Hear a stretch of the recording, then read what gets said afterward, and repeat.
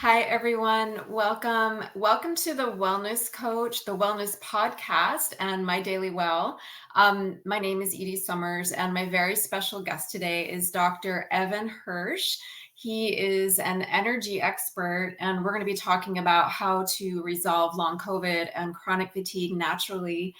So stay tuned because we're going to go through a very specific 4-step process. But first, Dr. Hirsch, if you could share just maybe a little bit of your backstory, because I know that you had chronic fatigue. Is that right? And also your wife? I did, Edie, and thanks so much for having me on. And you can call me Evan. Okay. I no longer operate as a doctor. I'm now a health coach online. So it's nice to kind of leave that in the past, even though I still Yeah. have my MD. Yeah. And just as a side note, so many doctors are making that transition to coaching or in addition, because I know it's such an important field. So Yeah, it's true. So my story really started when I met my wife and we fell in love. This was 2004. And 3 months later, she couldn't get out of bed. And that lasted for the better part of 3 years. And she had chronic fatigue syndrome. I was doing my residency at that time in family medicine through the University of Washington.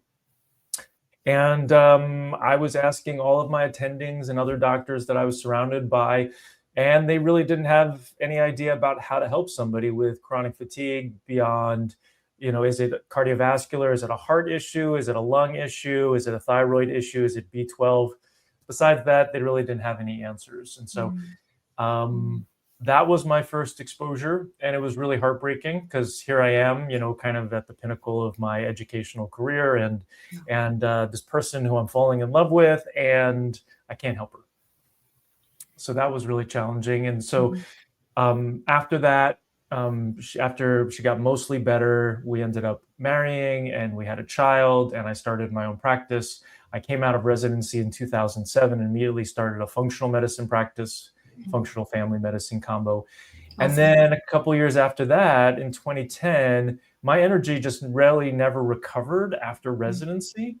And I got chronic fatigue syndrome at that point. And I was napping underneath my desk during the day. I had 4,000 square feet of office space and 10 employees. And I had to keep hiring people to do my job because I had brain fog, I had body pain, I had really bad fatigue. And I could barely keep my eyes open during the day. And when I went home, my wife is like, "Hey, can you help out with the dishes?" And I couldn't. And we had this new child, and she's like, "Daddy, play with me." And I couldn't do that either. And it was just heartbreaking, and I felt like my life was exploding. And finally, after napping underneath my desk for what felt like the millionth day in a row, I realized, okay, I know that I have to prioritize myself. I was already gluten-free, dairy-free. I had done a yoga teacher training back in 2004 at Kripalu. I had done acupuncture training. I had all this knowledge, and I knew I had to just start prioritizing myself and my health. And I started replacing my deficiencies like I learned in functional medicine, but I still couldn't get better. I kind of plateaued after, getting my energy up just a little bit. And so I had to go on this search, and I went into environmental medicine and learned about heavy metals and chemicals and molds and infections, including Lyme disease. And then several years after that, I learned more about the nervous system retraining. And so once I started applying that to my life, I started getting better one at a time as I addressed these underlying causes, now what I call the toxic 5 that we can get into. And then I wrote a book about it, and it really became my mission to help people with chronic fatigue syndrome get better. And then we were uniquely positioned for long COVID because long COVID is essentially chronic fatigue syndrome or myalgic encephalomyelitis, but with a different name and a different trigger. Right, exactly. And what is the name of your book, by the way? It's called Fix Your Fatigue. Fix Your Fatigue. That's a great title. And you probably know this too, that I also had an experience with this, and I also wrote a book on this. But it's such an important topic, and there aren't enough people talking about it. And chronic fatigue syndrome got more publicity, for lack of a better term, once long COVID surfaced. And so in some ways that was a blessing, but so let's get into it. So for everyone who's listening, whether it's live or for the replay, because again, these are really important topics. So if you could explain what long COVID is, and then also how does someone know if they have it? Let's start there. So long COVID is persistent symptoms or symptoms that persist after you have exposure to the spike protein. Okay. And so consequently, the typical picture is that since 2020, if you had a viral illness, whether it was diagnosed as COVID or not, since the testing really isn't great, and then subsequently you had some sort of new symptom or weird symptom, then it's highly likely that you have long COVID. There is testing available, but it's really not great. It looks at your immune system's reaction to spike protein in the body. But unfortunately, if your immune system is not functioning well, you don't get an accurate read on that test. Okay. So it has to do with the spike protein. So I just want to make sure I understand. So it's specifically related to that. Is it that it doesn't leave, kind of lingers in the body and then creates those symptoms? Is that what it's doing, or? Correct. Yep. Okay. So the spike protein gets into the cells, and depending on where it gets into in the body determines where your symptoms are. So there can be over 250 different symptoms associated with long COVID, unfortunately. And so for some people, if it gets into the nervous system, you can get lost of smell and taste. You can get brain fog. You can get numbness and tingling in the hands and feet. If it gets into the muscles, you can get muscle cramps, muscle pain. If it gets into the bladder, you can have urinary tract issues. If it gets into the gut, you can have diarrhea. So it really runs the gamut. And it doesn't really have to come directly after you get the virus. Sometimes that's the case. But sometimes you're fine for a couple of weeks to a couple of months after you get the virus, and then all of a sudden it comes back. It just really depends on the stressors that you have in your life, how your immune system is functioning, and then whether or not you have the toxic 5. When you have toxins and infections in your body, they're going to distract the immune system, and that sets the stage for being able to get this chronic condition. And then, so very interesting. And we're going to get into the toxic 5. So, would it also be considered like a retrovirus then? If it's, because I also know with maybe some of these, I know we're going to be talking about viruses as well, but is it something that maybe lays low, and then again, depending on different factors, might stimulate it, like too much stress or toxins, like other situations? Is that maybe what sets it off or kind of wakes it up? Yeah, yes to the latter, no to the former. So it's not really classified as a retrovirus because that's like a particular classification based on how a virus is functioning. But it does have that latent appearance where, it gets into the body, it takes up shop, and then it kind of waits for an opportunity to be opportunistic. Very interesting. And I just want to say, from the community that I work with, just online and on social media, a lot of people will say, like, I've definitely posted about long COVID, just sharing that it is, there's some crossover and people can develop chronic fatigue syndrome from it. But I've definitely noticed that some people say, oh, they're not the same, we're not in the same category. But it sounds very much like there's a lot of similarity. Well, yeah, and I think it's really, and I would imagine it's probably the chronic fatigue people who are saying that, because they are fiercely protective over the diagnosis of chronic fatigue syndrome, which I find very interesting because I also have conversations with them. But chronic fatigue syndrome is a diagnosis, or myalgic encephalitis or myalgic encephalomyelitis. Those are diagnoses. And in the United States, chronic fatigue syndrome is diagnosed since 2015 by the Institute of Medicine by having really significant exhaustion, post-exertional malaise, where you exert yourself and you feel worse, brain fog, body pain, and sleep issues. And you have to have all of those for longer than 6 months. Right. So, my situation when I had chronic fatigue syndrome, and I call it that, even though I wasn't diagnosable, like I did not have sleep issues. I had everything else, but I didn't have sleep issues. So, the hill that I'm going to die on is that, just because you haven't been diagnosed with an official diagnosis of chronic fatigue syndrome doesn't mean that you don't have chronic fatigue plus these other symptoms, and it doesn't mean that you don't need help, Right. right? Because if you Exactly. have symptoms like chronic fatigue and these other ones that are significantly compromising the quality of your life, you need help. And long COVID, you can have like over these 250 different symptoms. Oh yeah, and part of the diagnosis for long COVID or post-acute sequelae to SARS-CoV-2, PASC, is that you have to Wow. have those, you have to, right, it's a mouthful, you have to have those symptoms for longer than 2 months. Okay. And what was that last one? What did Dr. Evan, what is that last one again? What is that related to? Is it a symptom, or that was a long classification there? What? Sorry, so Yes, the I'm just curious. official term for long COVID is Oh, post-acute sequelae to SARS-CoV-2. wow. And so sequelae means consequence. So it's Okay. Interesting. post-acute. Yeah. So So it interesting. basically just means long COVID. It's just easier to say Wow. that. But if you see Yeah. PASC, Hmm. that is just what the official diagnosis would be, even though it's still kind of like, is it 2 months? Like, do you have to have it for 2 months? Do you have to have it Yeah. for 3 months? These are still kind of debates that are happening. But, Hmm. I kind of go with 2 months, but most of the people that I see have been suffering for a year or longer, Yeah. and they're just ready to resolve their symptoms. Yes, absolutely. And I mean, I'm seeing even like, I think Chris Cuomo had it. Like I've seen like, people talking about it in the media too. And I would just say that anyone who has chronic fatigue for any reason, this is the place for you to be and listen and to find help.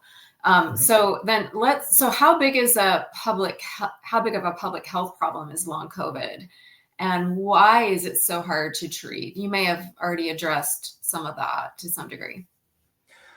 Yeah, so when you look at the stats, there's somewhere between 20 and 40% of everybody who gets COVID ends up with some persistent symptom of COVID. Wow, it's Yeah, huge. exactly. And so if you think, there's 8 billion people on the planet, and the majority of those people have already had COVID, probably. Mhm. You're looking at a billion person problem, and it's already, I think the stats I was looking at the other day, it's costing the government in the US already $1 trillion with the amount of disability and lost work time, $1 trillion. And, Wow. so it's a really significant issue. And beyond that, beyond the money and the stats, there's obviously the lost lives, that people are having. I was just on a call the other day with an individual who just keeps getting worse, and he's been ill for almost 5 years, and his mother-in-law just mentioned, hey, I wonder if you have long COVID. And all of a sudden he starts Mm, researching it, and he's like, oh my goodness, this is my problem. And there you so go. Yeah. it's Right. having that awareness. And Okay. these people who, I mean, he can't go hiking like so many people in my program, like, used to Yeah. be athletes. I had somebody just reach out to me who used to be a professional boxer in Wow. Europe and Mhm. now is bedridden, and so Yeah. Yeah. it's just really tragic. It is. And this is a side question, but if you have, let's say, long COVID and or chronic fatigue syndrome, can they exacerbate one another? Do you happen to know, like, would it make one worse if you had the other one? Absolutely, yeah. So when you have the toxic five, which Yeah.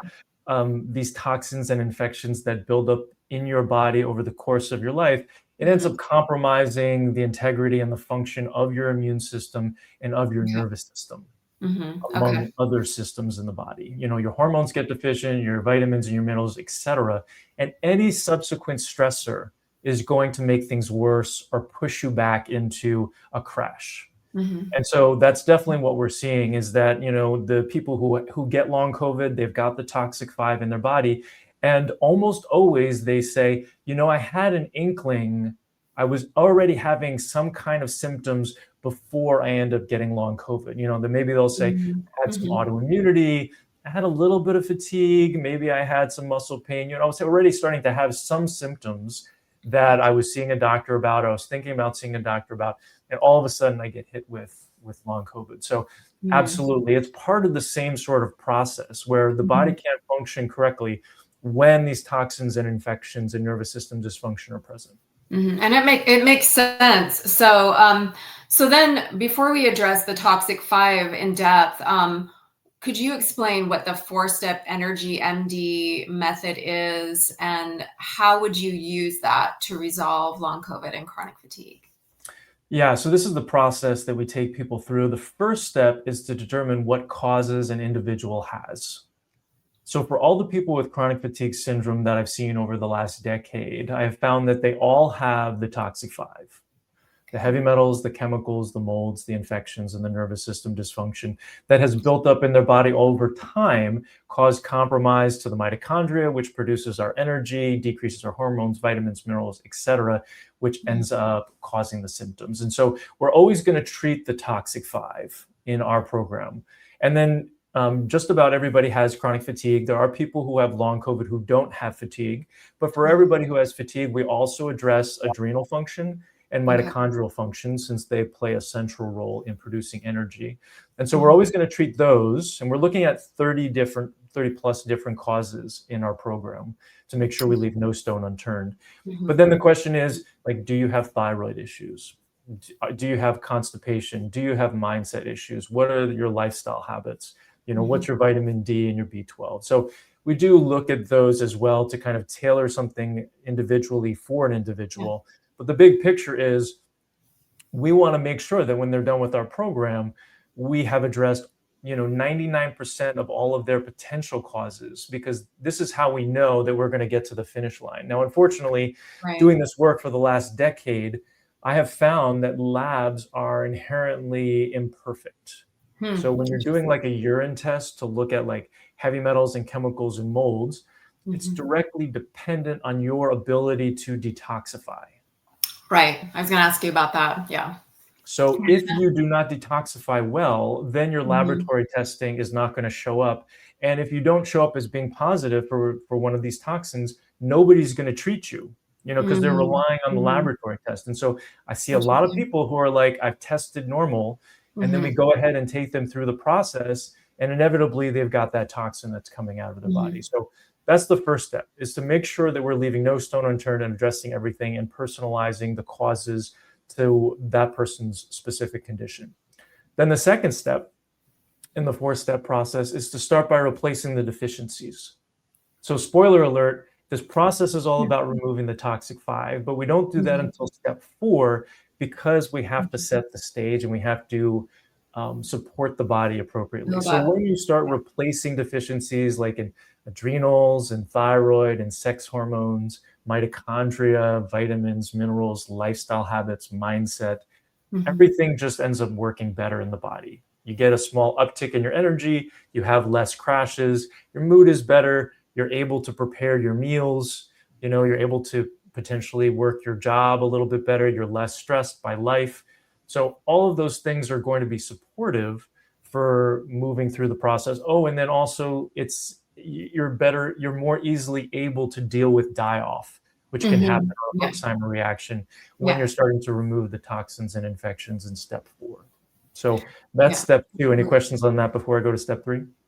Well, I just want to say that I've definitely experienced that myself and read that in the research, that you always want to support your body first, kind of build up your resilience. Yeah. And just so that, because you never want to detoxify first, because that can, if you're already kind of depleted, that's going to stress your body out even more, I would say. So. And that's exactly right. Yes. And what your body cannot tolerate right now is stress. And all of the toxic 5, whether it's a physical stressor, a mental, emotional, spiritual, whatever, those are all, you got put in this position by stressors, things that are stressing out the body, the human experience, in your case, that the body's not able to tolerate. And it comes to a point where it's like, hey, I just need to lie down, rest, and relax. I know you talk a lot about this, listening to your body, right? You've been listening. I maybe say it too much, but it is important. It's important. It's so important, and that happens when the body is like stressed out. Part of this is what's called the cell danger response, where the body's like, I need to rest and relax right now because I'm overwhelmed by all the stress and all the toxins and infections that are happening in my body right now. Yeah, absolutely. And before you go to the last 2 parts, I want to say that in my experience, I was also diagnosed with like a liver disorder. So I don't detoxify well. I don't methylate. I am like a poor methylator, for lack of a better Mhm. term. So I don't know if that's something that you've found along the way. Maybe that's part of the toxin conversation. Just I found in research a lot of people don't detoxify well that develop chronic conditions. But Absolutely. wondering what Yep. you. And yeah, I definitely found that too. Yeah, The majority of people in our programs do not methylate well. yeah, And, the more toxins and infections you have, the more quote unquote clogged your detoxification pathways are yeah. anyway. But we don't use methylated vitamins in our program Mm, because most yeah, people can't tolerate them interesting. because when you start methylating, you start detoxifying way too quickly. And so Mm, you have to go through a process first before you actually, we'll use non-methylated B vitamins, yeah. but you have to go through a process of removing a lot of these toxins and infections before anybody can tolerate any sort of methylated B vitamin. That is so interesting. I'm so glad you said that because I think that's thrown around a lot. Just kind of use these methylated vitamins and Right. that might solve your problem. And yeah. So and Right. then what are the last two parts of So the your last two, so program? step 3 is opening up the exit pathways. Mm, So kind of like what we were talking about, the yeah. liver, the kidney, the lymph, the neurolymph, the gallbladder, the intestines, these are all ways that we get toxins out of the body in addition to the skin and our breath that Mhm. are so important to be open in order to go into step 4 and start pulling out the heavy metals, the chemicals, the molds, the infections. They Mm, have to have a place to go. mm, Otherwise, they'll yeah. just get recirculated back into the body. So I kind of like to think of this as a funnel where Mhm. you're dumping these toxins and infections into the funnel, and then how patent or open the bottom part of the funnel is directly Mhm. related to your ability to detoxify. And we Yeah. always want to detoxify people at a rate that their body can tolerate. So we Mhm. want the amount in to this funnel to be equal to the amount that's going out so that you Mhm. don't get an overflow that then goes back into the rest of your body. That makes a lot of sense. And that sounds very holistic. And the other thing I want to say is that the other thing is that it sounds like you really personalize your program, which is what people Mhm. need. And I love that holistic approach because that's every person's different, right? They're going to have different factors. So, And personalization is really interesting because a lot of people think that it's like their initial plan is personalized, which it is. But what's mhm. even more important is your reaction to treatment and how Interesting. that gets personalized. We Yeah. guarantee a response to any question people have in 2 business days because when you have an issue, when you hit a bump, when you feel worse, you have to be able to get an answer so that you can Yeah. pivot because Right. we'll give people a plan for the next 6 months or so or the next 12 months when they join the program, but the Yeah. reality is that they're going to pivot about 50 times Yeah. because they're an individual and they've got different genetic SNPs and Yeah. different experiences and different toxins and infections in their body. And it has to be personalized. And that makes a lot of sense too, because, part of it is that like paying attention to the signals from your body, right? Like what is your body asking of you? And then conferring with, your practitioner, like, hey, how can we pivot here to make the best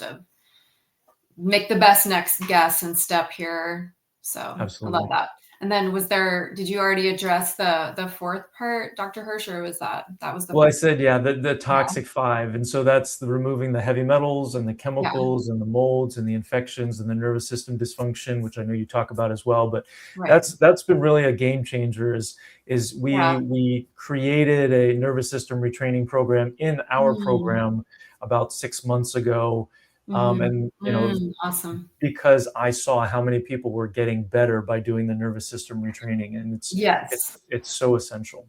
Absolutely. And then so then how would you test for the toxic 5 in your So I program? don't. I actually don't Oh, test for it. Given the fact that over the interesting. last decade, I found that everybody has it and that I'd Mhm. rather you spend your time, energy, and money just treating it. You actually get Mhm. better faster when you do Mhm. that and you leave no stone unturned. So if labs are Mhm. imperfect, Mhm. then and you miss something, then you're not going to address something, and potentially that's going to be a hole in your treatment. Mhm. And if you're spending your time, energy, and money on laboratory tests, which are also, there's a delay between, okay, so you get the test done, and then it comes back. Well, first off, you get the box, which you take home, and then you Mm. forget to do for a couple of months, Of right? I mean, course, just stressful, yeah, exactly. You've got brain fog, you've got fatigue, yeah, and then you go ahead and you get that lab done. Let's say we're talking about heavy metals, and yeah. you send it in. It takes 4 weeks to get back, and then you get put Mhm. on a protocol,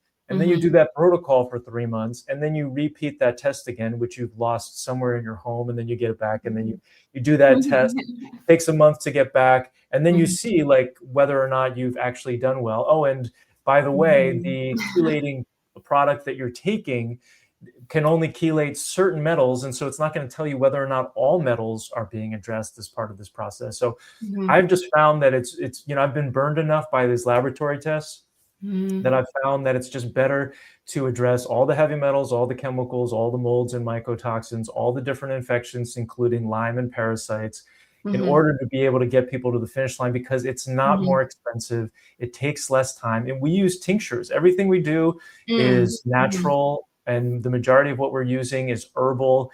And just Mhm. ramping up by a tincture, by a drop Mhm. at a time, That is makes going to sense to tell you, me yeah. which cause you have. Because if you're Yeah. reacting to a tincture that's pulling out heavy metals and chemicals and you feel worse, I know that you have heavy metals and chemicals, right? And so Right. I don't need that test, which is may or may not tell me that you have it, and then we miss that cause, and then we're sitting scratching our heads at 12 months, 18 months, 24 months, being like, gosh, I don't know why you're not better. And now Yeah. we're getting better. We're getting people better so much more quickly. That's awesome. And also kind of I like the microdosing approach too, because again, people are so sensitive, but it is also a great way to kind of test the waters too. And so that makes a lot of sense to me. And then and you were also talking about can you talk a little bit more about your nervous system, that program? Because yes, I think that's a huge part of it. And I mean, in my experience, I found that my nervous system kind of found a new normal, which I talk about. That normal goes up and down a little bit, and I have been able to get it almost all the way back to 100%. But the problem is that it's kind of it's like a different sensitivity than it used to be in my Mhm. nervous system, and I think that it's such a huge component for so many people for so many different reasons, even beyond these two topics. But I would love to know a little bit more about that if you have time. Yeah, absolutely. My experience, I'm a singer, and Oh, I, wow, I awesome. competitively singing musical theater. Oh, I wow. couldn't get on stage when I had my Mhm, chronic fatigue because mhm, my nervous system was so jacked. I couldn't do mhm, interviews like this, mhm, because my nervous system would just kind of take off. And mhm, so it became a really important part of my journey. And I saw so many people getting better. What they just got better faster when they're doing the nervous system retraining. So we look mhm. at it from a top down and a bottom up approach. So the top down approach is working on your thoughts, so your Yeah. mindset. Mhm, We have a 4-step practice where, there's gratitudes, there's mhm, envisioning your ideal day, your ideal life, your ideal health. mhm, There's affirmations, or flipping your disempowering beliefs into empowering beliefs. And then there's asking yourself empowering questions. Instead of mhm, asking yourself, why is this mhm. happening to me? Which Yeah. gives you an answer that doesn't really serve you. You can ask yourself, how can I love myself more today? Mhm. Right? So it Yeah. really changes the way you see the world. It Mm, allows you, part of our nervous system dysfunction not only comes from the toxic four, the mhm. actual physical toxins and infections, but Yeah. also from the trauma that we've Right, experienced. And, at right. some point in our lives, we looked at the world and we said the world was not safe. And our nervous system took that into account and consequently ended up changing the way that it was working in order to, quote unquote, do everything it possibly could to keep us safe. And so we have to remind ourselves that we are safe, we are Mhm. loved, we are enough. And when we truly believe that, amazing things happen. I love that, and I really do believe that. What I've learned and seen in the research too is that um, positive, memorable new experiences that include other people, you can kind of rebuild that safety and trust too, and kind of Mhm. coax your nervous system back more toward a normal functioning state. But yeah, that's thank you for adding that in because I think that so many people need that. And so it's, I mean, and it feels so much better when your nervous system is more balanced. And then, so how do you know if you can help someone or not, would you say? So let me just touch on the bottom up at first, and Oh, then we'll kind of go into that. Is absolutely. that okay? Absolutely. Yeah. Take your time. So the bottom up perspective is changing your body, your physical body, Mhm. by doing breath work, by Yeah. humming, by gargling, all of these things in order to change your nervous system. So that was Mhm. just a quick add-on to there's the Oh, top down, and then there's the bottom absolutely. up. And we have a Oh, basic yeah. version and then a more advanced version. And if people want to go deeper, they can join a standalone limbic system amygdala retraining program like the Gupta program, Mhm. or Primal Trust, or DNRS, or stuff like that. But we found Mhm. it's better for people who are going through our program to have it included, so they don't have to Yeah. have another learning curve, and then they can go deeper if they want. Absolutely. And I'll just add on to that, Evan, that I think this is a very big part of it because your nervous system is one of the oldest systems in your body, right? And it, of course, is connected to your immune system. And if your nervous system feels calmer, that might send signals. Let's say if it's related to the cell danger response, right? If your mitochondria aren't kind of on alert, if I'm understanding it correctly, they might maybe calm down more and maybe go more back to producing energy, for instance. So and I've definitely found that, doesn't it also impact when you're working on from the bottom up, you're kind of working on your vagal tone over tone, right? Exactly. That kind Yep. of improving the way that your nervous system kind of communicates with other parts of your brain. And I know these are big topics too, I know. Absolutely. Yeah, Yeah. the vagus nerve is incredibly important. It runs from the brain down Mhm. through the back of the throat, through the Mhm. diaphragm, and out to all the organs. And it really is, it's this balance of sympathetic and parasympathetic nervous system. To keep it simple, the Mhm. sympathetic is like fight, flight, or freeze. Mhm. When you're in a stressful situation, the parasympathetic is rest, digest, and healing. And we really want to be, when you're not well, you're in sympathetic, and we really want to put you into the Right. parasympathetic. And so Mm. that's really what this does, taking deep breaths, and some of these things that we've heard about for years, but now if you formally do it, Yeah. doing some breath holds, doing that humming, doing that gargling, can make a really big difference in people's lives. Absolutely. And I love how you say that when you're sick, you're in the sympathetic response. You're almost kind of stuck in that Yeah. response. So yeah. And then the goal is to be more instead of being in the stress response all the time or more of the time, the humming or the breath work, it helps your body get into the relaxation response, right? Which is kind of like the opposite of that. And that sometimes Yeah. can feel foreign if we haven't been there for a while. Exactly. And in today's society, it's really hard to be in there. You have to be very conscious about making sure that you have time for that, and it doesn't have to be formal meditation, though that can definitely help. But it Mhm. is taking that downtime, being quiet, not being on your phone, not listening to the news, like not, like you have to really prioritize that time, because you can just go all day long. Yeah, absolutely. And I think that's one of our challenges in this modern world in general is for all of us, whether we're feeling good or not, just to have more downtime and intentional offline time and downtime and enjoy the world more and look around more and calm down more and for our own well-being. And again, these are big topics. But again, kind of circling back to that question, how would you know if you could, how do you know if you can help someone based on your expertise and program?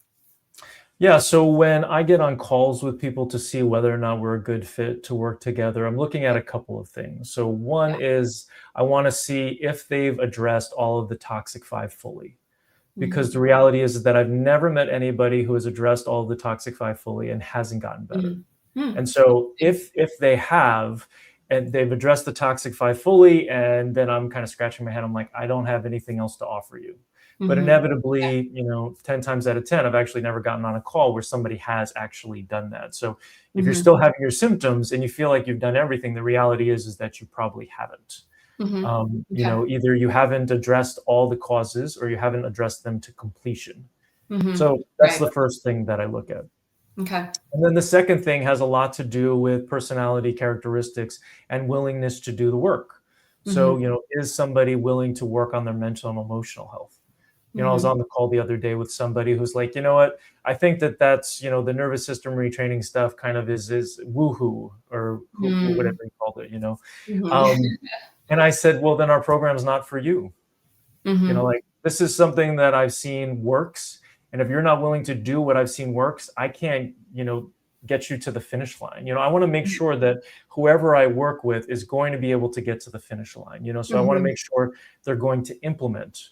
There are still people who like have joined my program in the past who, they're going to spend a lot of money on a program and yet they don't implement. It's like you Right. have to be willing and able to reach out to me when you get stuck, when you have a question. Don't worry about bothering me.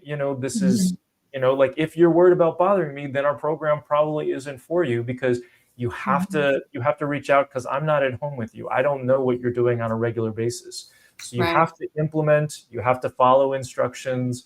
Those are the people who I know are going to be successful when they work through a program. And unfortunately, if your brain fog is really bad and you Mm-hmm. can't work through a process, it's going to be really hard to get better with our program. So that's another Mm-hmm. question that I ask. So if somebody says they have really bad brain fog, I say, Mm-hmm. unfortunately, I don't think that our program is for you. So, Mm-hmm. go see a local provider, try to do things, more kind of like hand holding, but going through a process of addressing all of the causes, even though we provide daily, like almost daily, almost weekly, monthly support, in a number of different ways, like Yeah. it still is different than, having somebody like in your space with you in order to hold your hand and make sure that things are happening. And oftentimes people with Right. really bad brain fog, they need somebody else to kind of like help them through a process. So Right. That makes that's how sense. we do our Yeah. due diligence. Yeah, that makes sense. And yeah, and everyone needs different levels of support. And I would have to say that one of the main things that helped me was an intention that I set, which kind of sounds like a similar, almost like an agreement. Right? It was an agreement with myself to find whatever, to do whatever I had to do or could do to feel better. So my story was I first hurt my knee and then had surgery, and then after that I developed chronic fatigue. And then so first I wanted to resolve my knee issue and get my scar tissue down, and then I developed chronic fatigue. And so then it was both situations. It was making an intention. So it sounds like it's kind of a similar thing. Like if you're working with someone else, you're making an agreement, and then Right. yeah, it's a way of programming your mind for the follow through part. So yeah, and Exactly. And it's, yeah, like, and the recipe really is like, if you're addressing all of the possible causes yeah, and you're using treatments that are going to work, the hmm next step really is having amazing support, having hmm accountability, yeah, but right, you have to step into that and say, okay, I'm going to do everything that I can in order to be able to get better, you hmm know. And so it is that partnership that needs to happen. And that's what people say that they're looking for when they're talking about, like, I want to work with somebody. They're looking for a partnership, but sometimes they're not willing to necessarily step into that and be like, okay, I'm going to implement, and when I have questions, I'm going to reach out. yeah, absolutely, and that makes a lot of sense to me. And then also, could you share with us a story of a typical experience of someone who has been in your program? Yeah, so this is actually top of mind because it just happened yesterday. So let's call him Tom. He lives in Australia, and he came to us 6 months ago with headaches, dizziness, really bad fatigue, heart palpitations, and digestive issues. Mhm. And now he's 6 months into the program. We just had a 6 month check in, and he's 80% better in all of his symptoms. His energy went from a 6 out of 10 to an 8 out of 10. Awesome.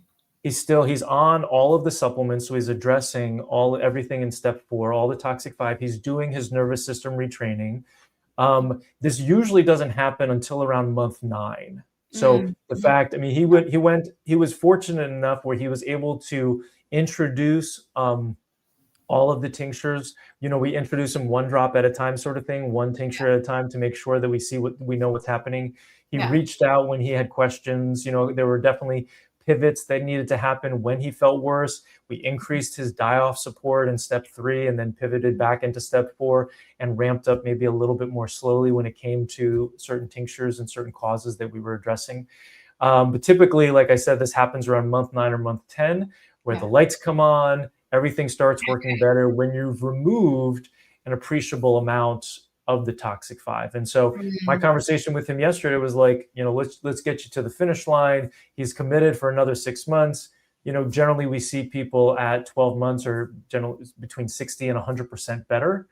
And if they're not 100%, then it's usually they'll need another 6 months or so. So, it's it's a process that works really well. I feel really blessed that we have, so many testimonials on our website attesting to the success of the program. But so much is just what I've learned and what I've cultivated. And, I'm just a vehicle, a simple man, an imperfect man. And I just kind of, put this together based on what I've learned and what I've seen. I think that's amazing. And so many people need help, and there aren't enough practitioners out there helping, because not a lot of practitioners have been through it and or really understand it. So, and I just want to say that when you mention kind of the lights go on, I talk about that too, kind of like the lights of health. It's, it is definitely a feeling that you get after a certain point of, whether you're working with someone or, kind of figuring out like how your body's communicating with you and adjusting based on that, or a combination of the two, which is often what it is. So Evan, how would someone connect with you or get started with you if they wanted to? So if you want to see if your fatigue is fixable, you can check out my latest quiz. I call it the Is Your Fatigue Fixable quiz or assessment. It's at myfatiguescore.com, and you'll get a score based on where you're at. And then there'll be some additional information. You can watch my latest masterclass where I go deeper into my philosophy of care. And then you can get on a free call with me to see if we're a good fit to work together. Perfect. And then I really like that. And then also very quickly, I know that you did mention the toxic 5, but let's go. Can you just spell those out again, just so they're crystal clear for people? And then any final takeaways that we haven't talked about, or anything else that you want to address? Yeah. So, the toxic 5 are a combination of the heavy metals, the chemicals, the molds, the infections, and the nervous system dysfunction that has built up in the body over time. And so this isn't just a one-time exposure sort of thing. Like, we come out of the womb already, as research shows, with over 300 different chemicals found in baby's cord blood. Yeah. So basically in the placenta, through the placenta, we're already coming out of the womb with a lot of these toxins. Yeah. And then, my story was that, I ate a lot of gluten and dairy growing up, and that constipated me. I had a bowel movement like once a week, so I couldn't detoxify. And then those toxins just get recirculated. I was growing up in the 80s. Nobody knew about organic food, so there was a lot of pesticides.